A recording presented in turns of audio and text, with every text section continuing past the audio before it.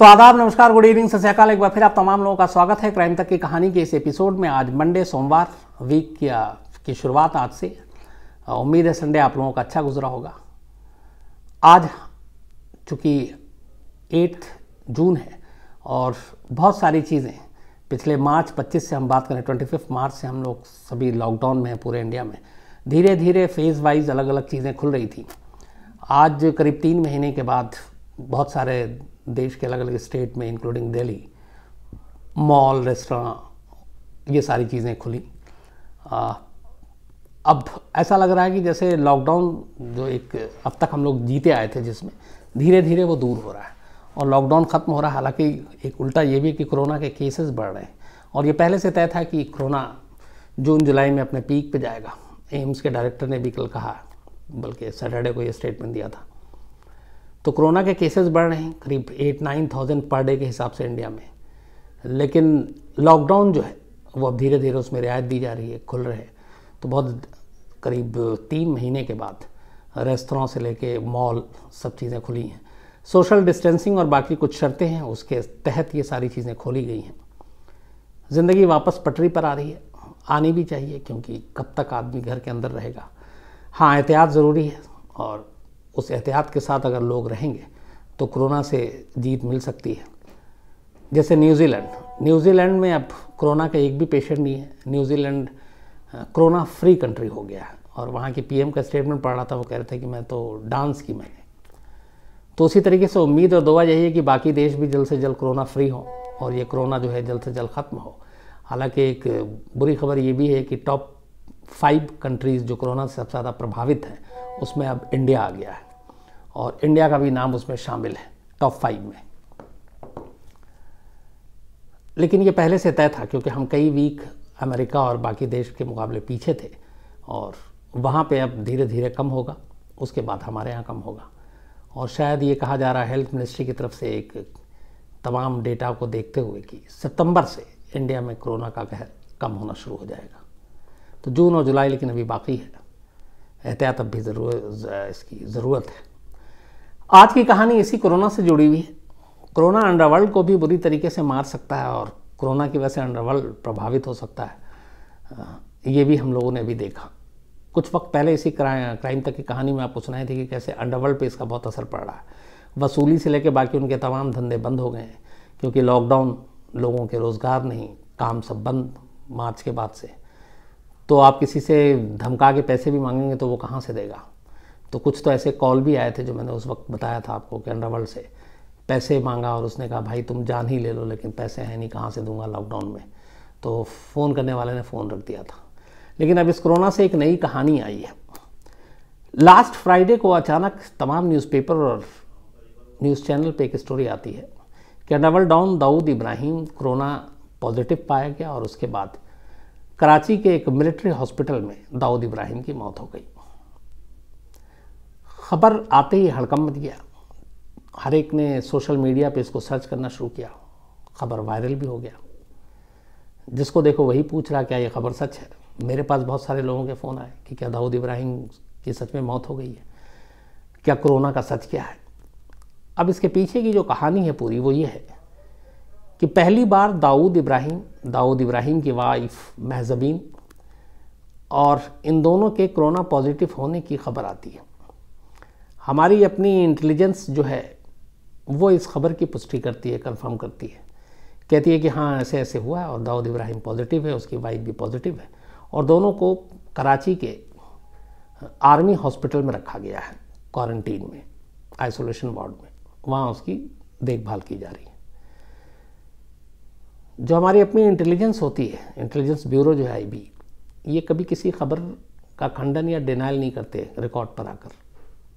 तो इसलिए बहुत सारे इसका फ़ायदा भी उठाते हैं मीडिया वाले कि उनके हवाले से कुछ भी चला देते हैं। तो वो ना कन्फर्म करते हैं ना डिनाइल करते हैं, लेकिन ये खबर हल्के से आपको लीक कर दी जाती है। तो इंटेलिजेंस के ज़रिए ये खबर आई कि दाऊद इब्राहिम पॉजिटिव है कोरोना का और उसकी वाइफ भी। फिर उसके बाद धीरे धीरे पता करना शुरू हुआ और फ्राइडे को अचानक एक न्यूज़ चैनल ने यह भी चला दिया कि इस कोरोना की वजह से दाऊद इब्राहिम की मौत हो गई। उसके पीछे 2-3 बातें कही गई। एक कि दाऊद इब्राहिम ऑलरेडी पहले से बीमार, दाऊद इब्राहिम एज के भी उस मोड़ पे हैं जहाँ पे कोरोना का ज़्यादा ख़तरा है, 60+। और इन सारी चीज़ों को लेके अब एक अचानक खबर आग की तरह फैलती कि दाऊद इब्राहिम की मौत हो गई। अब एक तरफ इंटेलिजेंस का इनपुट कि दाऊद कोरोना पॉजिटिव है, दूसरी तरफ मौत की खबर चैनल ने चला भी दिया। अब ये सारी चीज़ें, एक सवाल ये कि अचानक आया कैसे, कहाँ से शुरू हुई, क्यों दाऊद को कोरोना की बात की गई। इसकी कहानी करीब 10 दिन पहले शुरू होती है। दाऊद इब्राहिम का एक रिश्तेदार दुबई में रहता है और जुमेरा में उसका घर है और दाऊद का बहुत क्लोज रिश्तेदार है। नाम है हामिद। दाऊद की वाइफ की तरफ से ये रिश्तेदारी है, महजबीन की तरफ से। तो दुबई से ये खबर आती है कि हामिद को करीब 10 दिन पहले टेस्ट में कोविड-19 का पॉजिटिव केस पाया गया। हामिद कोरोना से इन्फेक्टेड था। हामिद को फ़ौरन वहाँ क्वारंटीन में ले जाया गया, दिखाया गया और करीब पिछले 10-12 दिन हो चुके हैं अब वो, उसकी तबीयत ठीक है, मतलब वो सीरियस नहीं है। ये खबर मुंबई की भी मीडिया में, मुंबई की भी सर्किल में आई। ये खबर पाकिस्तान भी पहुंची, ये खबर दिल्ली में भी आई। तो इसके बाद पता चला कि कुछ वक्त पहले हामिद की मुलाकात दाऊद की वाइफ से हुई थी, महजबीन से, और फिर महजबीन वापस कराची लौटती हैं दाऊद के पास। इस मुलाकात के बाद ये सारी रिपोर्ट आती है और पता चलता है कि हामिद पॉजिटिव है। ये खबर इंटेलिजेंस के पास भी थी। अब उसके बाद ये तार जोड़ा जाता है और वो ये कि हामिद चुके हुआ है, हामिद से महजबीन मिली है, महजबीन से दाऊद मिला है और दोनों साथ हैं, हस्बैंड वाइफ हैं चुके। तो इनका भी टेस्ट हुआ और फिर ये हुआ कि इन दोनों का टेस्ट जब हुआ तो पता चला कि दोनों पॉजिटिव हैं। इतना ही नहीं, दाऊद और महजबीन के घर में रहने वाले गार्ड और बाकी जो सर्वेंट है, फिर उन सब के भी टेस्ट की बात की गई और साथ में ये खबर भी आई कि छोटा शकील, जो कि दाऊद के आसपास ही हमेशा रहता है, वो भी पॉजिटिव पाया गया। तो अब इस खबर ने यहाँ से, इस खबर को पंख लगी और ये तेज़ी से उड़ना शुरू होता है। अब इस खबर के पाकिस्तान में दाऊद के पॉजिटिव होने के पीछे एक और भी चीज़ है। पाकिस्तान में इस वक्त कोरोना को लेकर थोड़ी हालत ठीक नहीं है। शुरुआत में जिस तेज़ी से नहीं भाग रहा था, जो हाल हमारा था वही पाकिस्तान का था, लेकिन अब पाकिस्तान में, जबकि हमारे और उनकी पॉपुलेशन के हिसाब से कुछ नहीं है, उनकी आबादी बड़ी कम है, लेकिन करीब 95,000 के आसपास, 95,000 के आसपास पाकिस्तान में कोरोना के एक्टिव केसेस हैं, पॉजिटिव, और अराउंड 2000 के आसपास लोगों की, 1900 कुछ या 2000 के आसपास लोगों की मौत हो चुकी है पाकिस्तान में। पाकिस्तान में मेडिकल जो फैसिलिटीज़ हैं वो हमारे जैसे अच्छे नहीं हैं। मतलब हमारा, लोग कंपेयर करते हैं यूरोप और अमेरिका से कि उनके मुकाबले हमारा बेहतर नहीं है, लेकिन यहाँ ये कि पाकिस्तान का हिंदुस्तान के मुकाबले भी बेहतर नहीं है और उसको लेके वहाँ बहुत मारामारी भी हो रही है। बहुत सारी चीज़ें सरकार पे भी उठ रही है, इमरान खान की गवर्नमेंट पे उठ रही है कि वेंटिलेटर से लेके बाकी चीज़ें, हॉस्पिटल और दूर दराज के इलाकों में वो इंतज़ाम किया नहीं। पाकिस्तान में सबसे ज़्यादा असर जो है इस कोरोना पॉजिटिव को लेकर वो है सिंध प्रांत में, सिंध स्टेट में, जहाँ पे अकेले करीब 34,000 के आसपास, 95,000 में से 35,000 के आसपास सिंध रीजन में पाकिस्तान के कोरोना के केसेस हैं। कराची इससे काफ़ी अफेक्टेड है और कराची में ही दाऊद का पता है अघोषित तौर पर। तो अब ये सारी चीज़ें ने मिलकर अचानक ये एक हवा बनाई और ये उड़ी कि दाऊद मर गया और अपने चैनल पे भी चल गया। जो खुफिया अपने ब्यूरो है वो इस पे लेकिन मौत को लेकर खामोश रहे, लेकिन दाऊद के कोरोना पॉजिटिव को लेकर उन्होंने डिनाइल नहीं किया। अब इसी दौरान में महाराष्ट्र से इस मामले को पॉलिटिकल इशू बना दिया गया। शिवसेना और कांग्रेस ने उधर से सेंट्रल गवर्नमेंट पे कहा कि भैया आप सफाई दीजिए कि दाऊद जिंदा है कि नहीं है, तो वो उसका अभी तो जवाब खैर आया नहीं है।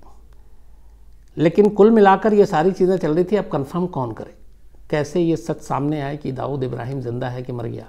फ्राइडे को दाऊद की मौत हो गई कोरोना से, तो इसके लिए डी कंपनी की कोई फैमिली ही इस बारे में बता सकता था।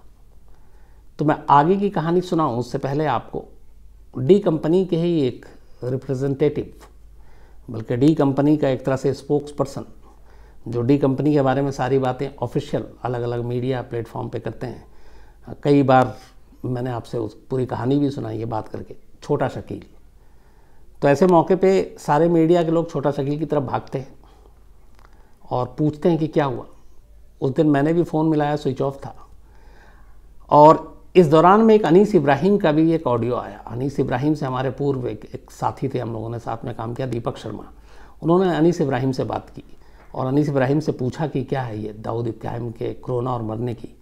तो अनीस इब्राहिम ने कहा कि ये सब फेक न्यूज़ है, बकवास है।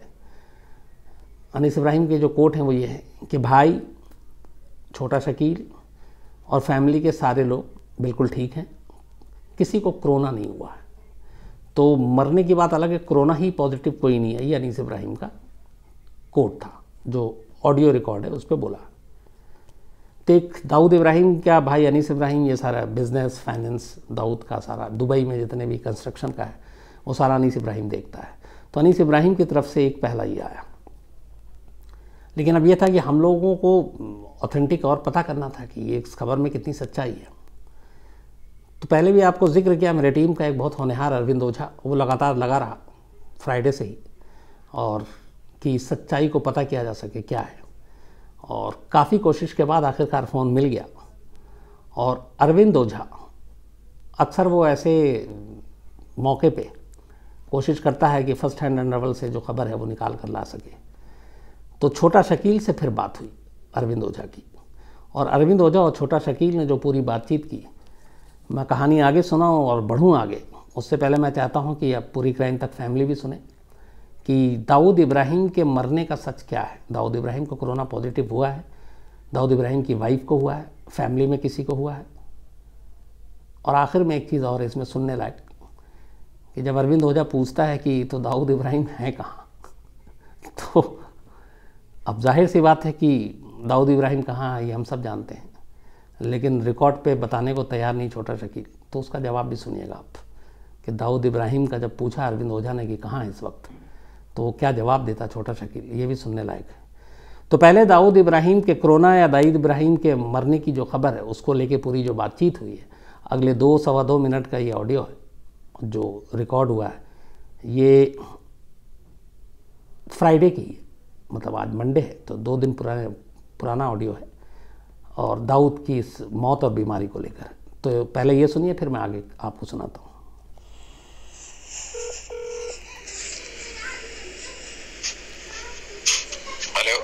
हेलो,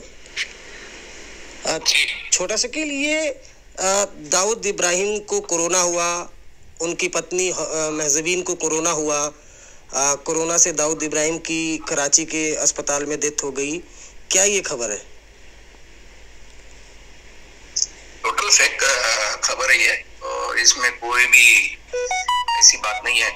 और ये तो हर साल नई नई खबरें उड़ती रहती है हमारे बारे में। बिल्कुल गलत है, बिल्कुल टोटल, इसमें कोई सदाकत नहीं है, सही बात नहीं है। ये क्या अस्पताल में दाऊद इब्राहिम एडमिट थे, कोई कोरोना हुआ, ऐसा बताया जा रहा है कि उनके गार्ड है वो इन्फेक्टेड हुए? नहीं, बिल्कुल किसी ने भी अफवाह उड़ाई है, ऐसी कोई भी बात नहीं है। अच्छा, और क्या ये जो दुबई में जो दाऊद के रिलेटिव हैं उनको किसी को कोरोना हुआ? हामिद? हाँ, वो अमित भाई को हुआ है, लेकिन वो अभी ठीक है, हॉस्पिटल में थे, अभी ठीक है वो।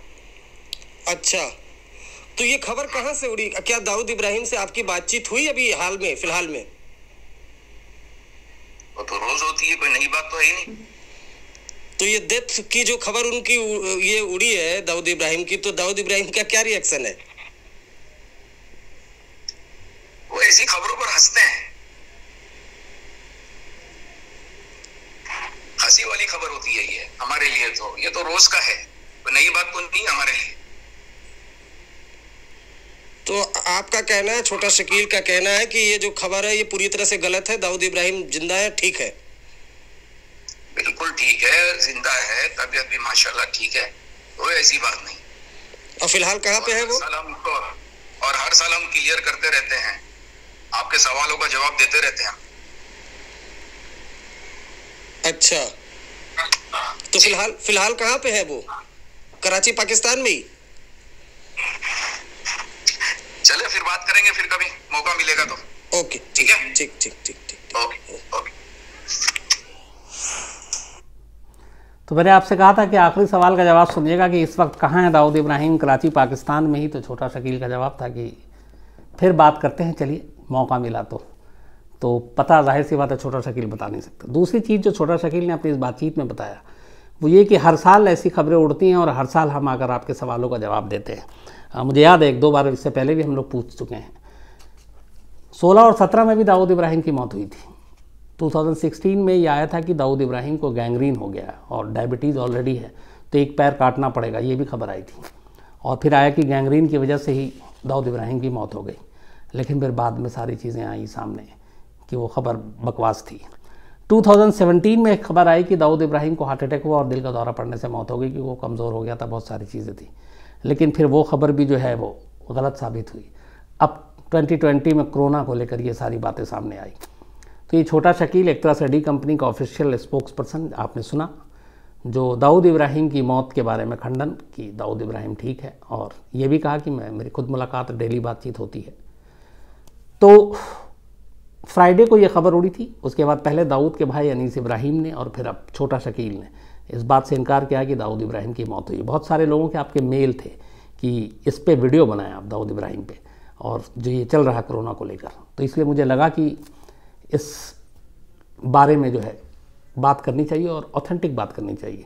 तो मैंने तभी अरविंद ओझा ने चूँकि ये रिकॉर्ड किया तो मुझे लगा कि ये आप लोगों को भी सुनाना चाहिए। तो छोटा शकील की आवाज़ थी, दूसरी आवाज़ मेरे जो सहयोगी अरविंद ओझा उसकी आवाज़ थी। तो दाऊद की कोरोना से मौत को लेकर जो बातें हैं वो अभी तक एक तरह से झूठी हैं। हालांकि सोशल मीडिया पे बड़ा ट्रेंड किया, और ट्रेंड दूसरे तरीके से किया। कुछ लोगों ने कहा कि ये अंडरटेकर, एक आपने सुना होगा अंडरटेकर जो अपने WWF 7 बार मरने की खबर आई थी और वो 7 बार फिर ज़िंदा होकर आया। उसी तरह से किसी ने जोड़ा फिर इसको शाहिद अफरीदी के साथ कि ये शाहिद अफरीदी वाली हालत हो गई है दाऊद की मौत की खबर भी। शाहिद अफरीदी शायद दुनिया का इकलौता क्रिकेटर है जिन्होंने कई बार इंटरनेशनल क्रिकेट से संन्यास लिया और फिर कमबैक की बात की 3 बार कम से कम शायद कि अब मैं वापस खेलूँगा। एक और फिर शायद अगर तीसरा नाम मैं जोड़ूँ तो किम जोंग उन की भी करीब 5-6 बार तो मौत हो चुकी है। और अब तो क्या नाम भी आता है कि किंग जेन उनकी जो है 7वीं मौत या 8वीं मौत, लेकिन वो हर बार इसी तरीके से बगदादी अबू बकर अल बगदादी की भी कम से कम 3-4 बार मौत की खबर आ गई थी कि वो अमेरिकी हमले में और इसमें उसमें मारा गया, लेकिन ऐसा हुआ नहीं। तो वही चीज़ दाऊद इब्राहिम के साथ भी जुड़ी हुई है। और लेकिन अब ये क्लियर है कि दाऊद इब्राहिम की जो खबर, अच्छा इसमें एक और भी चीज़ है कि अक्सर ऐसी खबरें उड़ती क्यों, इस पे बारे हम लोग बहुत सारे एजेंसी के और दूसरे अपने जो सीनियर पुलिस अफसर हैं जो रिटायर्ड भी हो चुके हैं, जो सर्विस में, उनसे बात करते हैं कि ये चक्कर क्या है, क्यों बार बार इस तरह से अंडरवर्ल्ड डाउन, और इसके बारे में कई ऐसी खबरें भी आती हैं जो गलत होती हैं। तो इसके पीछे भी एक बड़ा ट्रिक होता है, वो ये है कि कई बार अंडरवर्ल्ड के लोग बड़े शांत और कूल हो जाते हैं, उनकी एक्टिविटीज़, उनकी बाकी चीज़ें पता नहीं चलती हैं। पता कैसे चले, या तो फिर एक आपके मुखबिर हों, नंबर 2 जो इलेक्ट्रॉनिक सर्विलांस है आपके फ़ोन और बाकी चीज़ें ज़रिए मेल, उसके ज़रिए आप ट्रेस करते हैं, पकड़ते हैं उनकी एक्टिविटीज़ को। तो कई बार बीच में ऐसा है कि टाइम आता है जब ये लोग सारे बिल्कुल एकदम शांत हो जाते हैं। तो ऐसे वक्त में कुछ ऐसी खबरें छोड़ी या उड़ाई जाती हैं जिससे अचानक थोड़ा हड़कंप मचे और उसके बाद उन लोगों को सामने आना पड़े और सफाई देनी पड़े। अब जैसे इसी इंसिडेंट को लीजिए कि दाऊद कोरोना हो गया, दाऊद मर गया, तब उसमें अंडरवर्ल्ड के ही कुछ लोग, अनीस, छोटा शकील, बाकी लोग ऐसे आएंगे, सफाई देंगे। तो इसके ज़रिए क्या होगा कि एक्टिविटी शुरू होगी। तो जैसी एक्टिविटी शुरू होगी तो फिर शायद एजेंसी और बाकी जो लोग लगे अंडरवर्ल्ड के पीछे, उनको थोड़ा मौका मिलेगा, उनको ट्रेस करना, उनको समझना, उनकी बाकी चीज़ें। तो कई बार सोए हुए अंडरवर्ल्ड को जगाने के लिए भी इस तरह की खबरें प्लान करनी पड़ती हैं। ये कई ऐसे सीनियर अफसरों का कहना था। तो हो सकता है ये भी इस मामले में भी ऐसा कुछ हो। लेकिन कुल मिलाकर कहानी ये है कि दाऊद इब्राहिम की मौत को लेके अंडरवर्ल्ड की तरफ से सफाई आई है। बाकी हकीकत क्या है कि कोरोना पॉजिटिव था, महजबीन थी कि नहीं थी, इस बारे में पुख्ता तौर पे कुछ कहने वाला ऑथेंटिक शायद अभी तक कोई सामने आया नहीं है। तो हमारी जितनी कोशिश थी जहाँ जहाँ से पता करके बात करने की, पाकिस्तान में अपने जो रिपोर्टर हैं आज तक के लिए जो काम करते हैं, हमजा, उन लोगों के ज़रिए भी कोशिश की इसको पता करने की। तो पता यही चला कि नहीं, ये खबर जो है ये झूठी खबर है। तो ये थी दाऊद की मौत की खबर कैसे और उसका सच क्या है। कुछ लोगों के आपके मेल और वो नोट करके लाया हूँ। अनिल कुमार हैं और ये नीरज बवाना की कहानी सुनना चाहते हैं, दिल्ली गैंगस्टर की। बहुत लोगों ने कहा, मैं बार बार इसको मिस कर जाता हूँ, लेकिन सुनाता हूँ जल्दी आपको। धीरज शेखर हैं और इनके 2 बच्चे हैं, बेटे निमीश और प्रांताप या प्रताप, 2 में से एक नाम सही है। ये बड़े ध्यान से कहानी सुनते हैं। हालांकि कई बार ऐसा होता है कि ये बच्चे हैं तो कहते हैं कि क्राइम की कहानी नहीं सुनना चाहिए, लेकिन ये ध्यान से सुनते हैं, तो थैंक यू धीरज शेखर साहब। रीता सिंह हैं और बाबा हरभजन सिंह की कहानी सुनाई, और ये वहाँ गैंगटॉक और वहाँ पे वो गई थी जिस जगह पे ये मंदिर है, और उन्होंने एक बड़ी अच्छी सी तस्वीर भेजी जिसमें एक स्टोल इन्होंने पहना हुआ है जो मैं किसी दिन पहन के बैठा हुआ था और एकदम सेम था, तो मुझे अच्छा लगा। Thank you Rita ji. बलराम रजक हैं, ये कादम्बरी देवी की कहानी सुनना चाहते हैं। सत्या कश्यप हैं, इनका मेल मैंने संडे को बड़ी तसल्ली से पढ़ा। बहुत अभी स्टूडेंट हैं, ये मेडिकल कर रही हैं शायद ग्रेटर नोएडा से ही, और बड़ी अच्छी चीज़ें लिखी हैं। एक तो SRK की फ़ैन है, इनके पापा की वजह से ये कहानी अब सुनना, मतलब ये कहानी की लत लगी या शौक़ लगी है सत्या को, और इन्होंने कहा कि कभी मिलना पक्का सत्या, किसी दिन ज़रूर मुलाकात होगी। और मुझे अच्छी लगी इस लाइन में कि ये अपने पापा के लिए कुछ करना चाहती है ताकि उनका सर फ़ख्र से ऊंचा हो जाए। तो मेरी तमाम दुआएं हैं, खूब मेहनत करो और माँ बाप का नाम रोशन करो, और कभी शाहरुख खान भी ज़रूर मुलाकात होगी उससे भी, तुम्हारी चिंता नहीं। कुलविंदर सिंह हैं और ये अभी एथेंस में है। इन्होंने एक करेक्शन बताया था कि जब मैंने कहानी सुनाई थी बाबा हरभजन सिंह की, तो वो उनका जो गांव है, वो शायद मैंने जगह का नाम गलत बताया था। इनका कहना है कि वो कूका गांव है जहां ये खुद जहां के रहने वाले हैं। तो थैंक यू कुलविंदर सिंह जी। इसके अलावा बाल चंद्रन हैं, अमृता शर्मा है। अमृता शर्मा ने भी एक अच्छा मेल लिखा है। ये 5 बहनें हैं और इनके माँ जो हैं जब भी देखती हैं तो वो कहती हैं कि आपको हमेशा वो अपना बेटा मानती हैं, तो थैंक यू, उनको मेरा प्रणाम कहना। पापा बीमार हैं लेकिन ठीक हो जाएंगे, कोई नहीं, सब दुआएं हैं सभी की, तो ये सब चलता रहता है लाइफ में, लेकिन दुआ ऊपर वाले से जल्द ठीक हो जाए और तुम लोग अच्छे रहो हमेशा। थैंक यू अमृता इतना अच्छा मेल लिखने के लिए। कीर्ति शर्मा और लाल मोहन हैं, दोनों पति पत्नी हैं, कहानी सुनते हैं और कहते हैं कि अब कहानी सुन के नींद आती है। थैंक यू कीर्ति। इसके अलावा माज अहमद हैं और ये मैसूर से हैं। 81 साल इन्होंने लिखा कि मेरी दादी की उम्र है और वो और दादी दोनों कहानियाँ सुनते हैं। तो थैंक यू माज साहब, और दादी को मेरा सलाम भी कहिएगा आप। जयेश ओझा हैं, इन्होंने कहा कि आप मिलेंगे, मैं ज़रूर मिलूँगा कभी, और इन्होंने पूछा कि आप अपना बर्थडे, पता नहीं कन्फ्यूज़ हूँ कब होता है। 3 जनवरी मैंने कई बार आप लोगों को बताया है, लेकिन जयेश जी एक बार और 3 जनवरी।